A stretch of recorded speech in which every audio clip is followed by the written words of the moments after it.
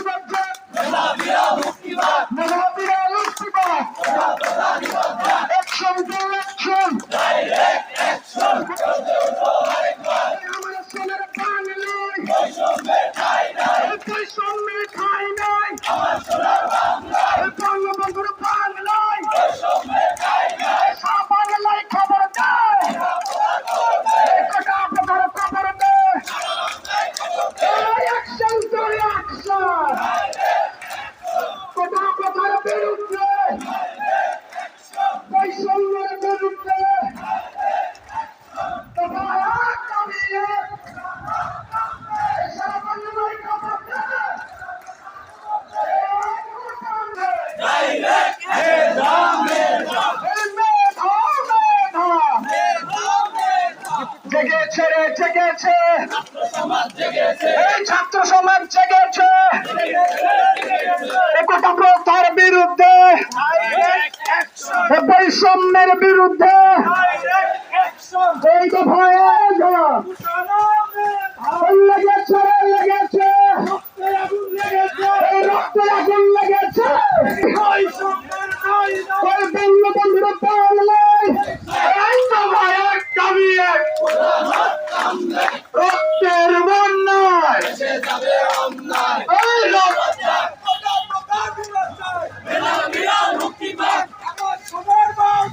বৈষম্যের ঠাঁই নাই আমার সোনার বাংলায়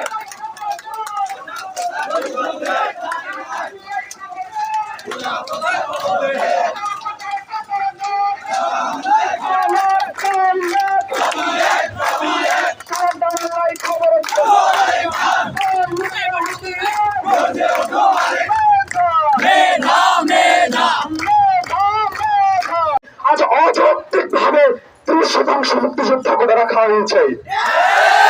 যেহেতু মুক্তিযোদ্ধা কোটা কোনো পুরস্কার নয়, তাই আমরা বিশ্বাস করি এই মুক্তিযোদ্ধা কোটা 30% মুক্তিযোদ্ধা কোটা সংবিধান এবং মুক্তিযুদ্ধের চেতনা পরিপন্থী। আজকে এখান থেকে আমাদের একটাই দাবি, বাংলাদেশের সকল গ্রেডে মুক্তিযোদ্ধা কোটা, পৌষ কোটা সহ জেলা কোটা, যে সকল কোটা আছে সকল কোটাকে বাতিল করে শুধুমাত্র অনগ্রসর জাতির জন্য প্রতিবন্ধী কোটাদেরকে ন্যূনতম পর্যায়ে এনে সংসদে আইন পাশ করতে হবে।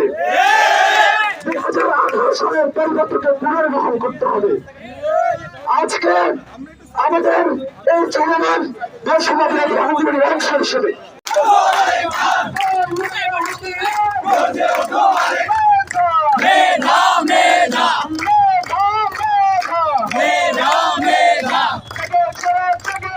ছাত্র সমাজ জেগেছে রক্তে আগুন লেগেছে বৈষম্যের বিরুদ্ধে খবর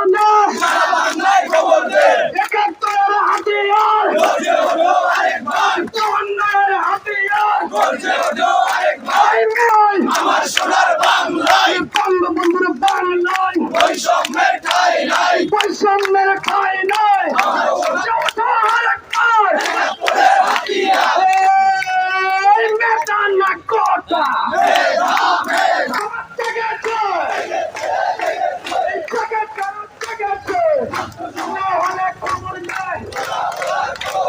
সেইটা লাগিতে খবর দে খবর দে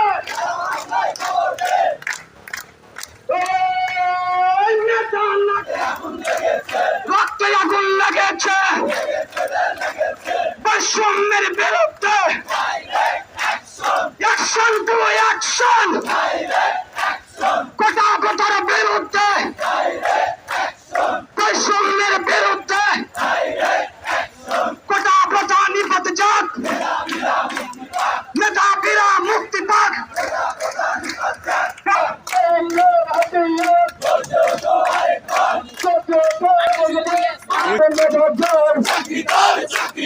চকিদার চকিদার লেগেছে এই রক্তে আগুন লেগেছে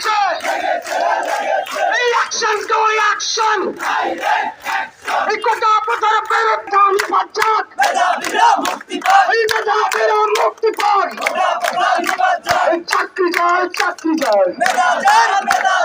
মেধাজার